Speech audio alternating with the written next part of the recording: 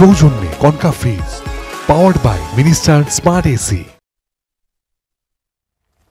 বিরতির পর আরও একবার আমন্ত্রণ জানাচ্ছি প্রজাপতির ঈদ আনন্দ, ঈদের বিশেষ আয়োজন এটিএন নিউজে, যেখানে প্রিয়জনকে আপনারা শুভেচ্ছা পাঠাতে পারেন। প্রজাপতির ঈদ আনন্দে নাচ, গান, কৌতুক, আবৃত্তি, আপনাদের যেটা মন চায় আপনাদের পরিবেশনাগুলো আমাদেরকে ভিডিওর মাধ্যমে মেসেজ করে আমাদেরকে পাঠাবেন এবং সেগুলো আমরা সারাদিন আপনাদের সাথে শেয়ার করব, আমাদের টিভি সেটে প্রচার করব।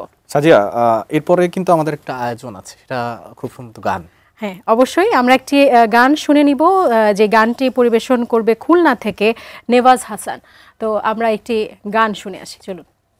মাথায় পড়েছি সাদা ক্যাপ, হাতে আছে অচেনা এক শহরের ম্যাপ, ব্যাগ ঝুলিয়েছি কাঁধে, নামবো রাজপথে, চারিদিকে ঝলমলেরও, কেটে যাবে আধারেরও ছায়া বড়, চারিদিকে কি আনন্দ, অতি তুচ্ছ পতঙ্গের অপূর্ব জীবন, হয়তো শিশির কণারও আছে, শুধু তার একান্ত একা আনন্দেরই ক্ষণ। ও মাথায় পড়েছি সাদা ক্যাপ, হাতে আছে অচেনা এক শহরের ম্যাপ, ব্যাগ ছুড়িয়েছি কাঁধে, নামবো রাজপথে, চারিদিকে ঝলমলেরও, কেটে যাবে আধারেরও ছায়া বড়। আমি বলি এই যে ব্রাদার হ্যালো, আমি কে এইটুকু আমাকে শুধু বলো, এই জীবনে কি দেখেছি কি দেখিনি, দেখেছি মায়াময় দুই দুয়ারি ঘর, সেইখানে বাস করে অশ্রু কারিগর, তাকে ঘিরে টলমল করে নীলমণি দুঃখ সাগর। দুই দুয়ার খুলে দাও ভাই, অশ্রু অবসান চাই, নিয়ে এসো চারিদিকে ঝলমলেরও, কেটে যাক আধারেরও ছায়া বড়, চারিদিকে কি আনন্দ, অতি তুচ্ছ পতঙ্গের অপূর্ব জীবন, হয়তো শিশির কণারও আছে, শুধু তার একান্ত একা আনন্দে। দর্শক, প্রজাপতি ঈদ আনন্দ কিন্তু একেবারেই জমে গেছে। গানটি শুনে কিন্তু সেরকমই লাগলো, তাই না? অসাধারণ একটি সঙ্গীত পরিবেশনা দেখলাম নেওয়াজ হাসানের, যিনি খুলনা থেকে খালি গলায় গানটি পরিবেশনা করেছেন। এমন সুন্দর সুন্দর গান কিন্তু আপনারাও পাঠাতে পারেন, যেটি আমরা আমাদের টিভি স্ক্রিনে সারা দিন ব্যাপী কিন্তু আপনাদের সাথে শেয়ার করব। যদি টিভি স্ক্রিন নাম্বারটা একটু আমাদের দর্শকদের সাথে শেয়ার করে দিন। আমাদের টিভি স্ক্রিনে যে নাম্বারটি যাচ্ছে, এবং সেই নাম্বারটি আবারও বলে দিচ্ছি, 01550720612। এই নাম্বারে কিন্তু আপনার যে কোনো পরিবেশনা, নাচ, গান, অভিনয়, আবৃত্তি, যে কোনো কিছু আমাদের সাথে সারাদিনে আমরা যুক্ত আছি। অবশ্যই শেয়ার করবেন আমাদেরকে, আমরা দেখানোর চেষ্টা করব। এবং বেশি বেশি কমেন্ট করুন। আমাদের ফেসবুক এবং ইউটিউব লাইভ হচ্ছে, সেখানে কমেন্ট করে জানাবেন আপনাদের মতামত এবং কেমন হচ্ছে আজকের প্রজাপতির ঈদ আনন্দ, এবং কে কোথা থেকে দেখছেন সেটিও কিন্তু আমাদেরকে জানাতে ভুলবেন না। অবশ্যই।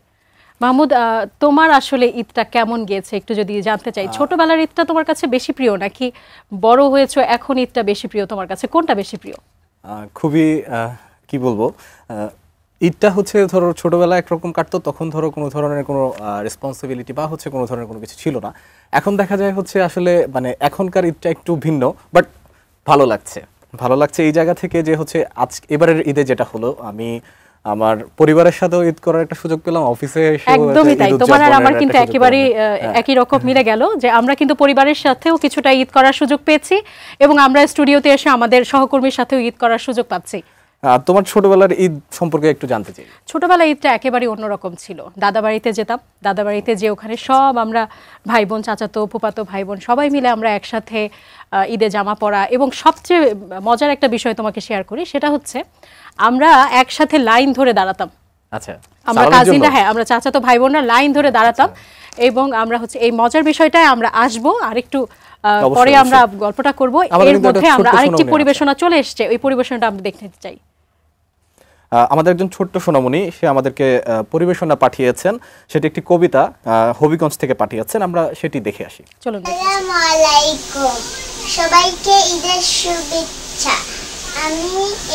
আমার নাম টিহা। আমি একটি কবিতা বলবো। কবিতার নাম ব্রাশ ব্রাশ।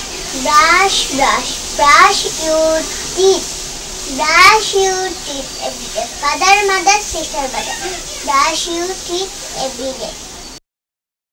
একদমই মাহমুদ, আমাদের টিভি সেটের সামনে এই মুহূর্তে যারা বসে আছেন তাদেরকে কথা দিচ্ছি এই প্রজাপতির ঈদ আদরতে কিন্তু আপনাদেরকে ভাসিয়ে নিয়ে যাব। তবে তার আগে ছোট্ট একটি বিরতিতে যাব, আশা করি সঙ্গেই থাকবেন।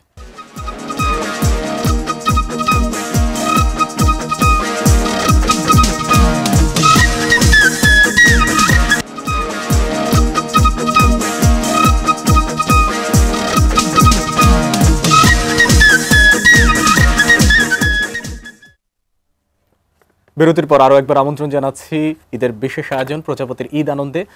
আপনাদেরকেও আপনারাও চাইলে আপনাদের ঈদের যে হচ্ছে আমাদের সঙ্গে যুক্ত হতে পারেন। ঈদের আমাদের যে বিশেষ আয়োজন প্রজাপতির ঈদ আনন্দ, সেটিতেই কিন্তু যুক্ত হতে পারেন আপনাদের গান, নাচ, কবিতা, কৌতুক পাঠিয়ে।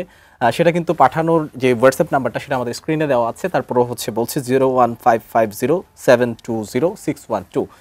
অবশ্যই কালকে শেষ দিন শুক্রবার, আপনারা আমাদের সঙ্গে যুক্ত হবেন আপনাদের নাচ, গান, কবিতা পাঠিয়ে।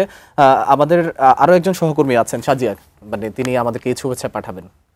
হ্যাঁ, অবশ্যই আমরা মাহফুজা মোসলিহির সঙ্গে যুক্ত হব, আমাদের সহকর্মী। চলুন দেখে নেই এই মুহূর্তে তিনি আমাদেরকে কি দেখাবেন। আপনি দেখতেই পাচ্ছেন এই মুহূর্তে রাজধানীর যে নব থিয়েটার রয়েছে সেটি কিন্তু একেবারেই উৎসব মুখর একটি বিনোদন কেন্দ্রে পরিণত হয়েছে। সকাল থেকে কিন্তু আমরা লক্ষ্য করেছি ঈদের ছুটির এই চতুর্থ দিনেও কিন্তু প্রচুর মানুষ এখানে এসেছেন, যারা আসলে তাদের নিজেদের সন্তানদের নিয়ে এখানের নানান রকমের যেই বিনোদনের যেই খোরাক রয়েছে সেটি কিন্তু তাদেরকে দিতে এসেছেন, এবং আনন্দের যেই ভাগাভাগি সেটিও কিন্তু তাদের মধ্যে রয়েছে। আপনারা দেখতেই পাচ্ছেন লম্বা কিন্তু লাইন ধরে এখানে এসেছেন পরিবার পরিজন নিয়ে। অনেক শিশু থেকে শুরু করে বয়োবৃদ্ধ যারা রয়েছে পরিবারের সদস্য, তারাও কিন্তু এসেছেন। দাদা দাদি, নানা নানি সবাই কিন্তু এখানে এসেছেন একসঙ্গে ঈদের আনন্দ ভাগাভাগি করতে। আমরা কিন্তু এই মুহূর্তে একটি পরিবারের সঙ্গে কথা বলবো, যারা আসলে তার পরিবারের সন্তান যারা রয়েছেন, প্রিয়জন যারা রয়েছেন, তাদেরকে নিয়ে এসেছেন। আপা, আপনি যদি একটু বলেন কাইন্ডলি যে এখানে আসলে কেন এসেছেন।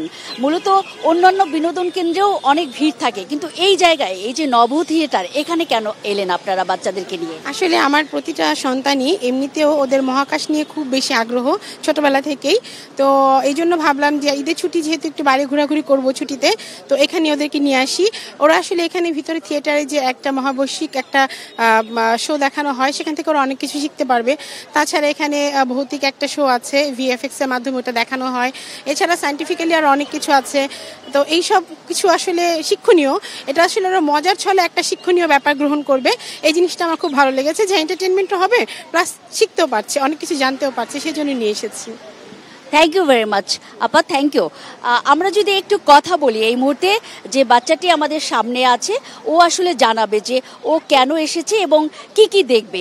বাবু, তুমি আসলে এখানে কি দেখতে এসেছো? নব থিয়েটারে কেন এলে, অন্য জায়গায় না এসে একটু কাইন্ডলি বলবে আমাদের। কারণ আমার বৈজ্ঞানিক বিষয় যে জিনিসগুলো আছে ওগুলো আমার অনেক ভালো লাগে। এখানে একটা সায়েন্টিফিক্যাল কর্নার আছে, ওখানে আমরা মহাকাশ, বিশ্বজগৎ অনেক কিছু দেখতে পারবো, প্লাস ভৌতিক একটা দেখতে পারবো, থিয়েটার একটা ভিডিও দেখতে পারবো, তারপর VR দেখতে পারবো। এগুলো আমার কাছে অনেক ভালো লাগে অন্যান্য জায়গার থেকে। দর্শক, আপনারা পরবর্তী সময়ে আবারও অন্য কোনো খবরে, অন্য কোনো বিনোদন কেন্দ্রে আপনারা দেখতে পাবেন প্রজাপতির ঈদ আনন্দের বাকি খবর।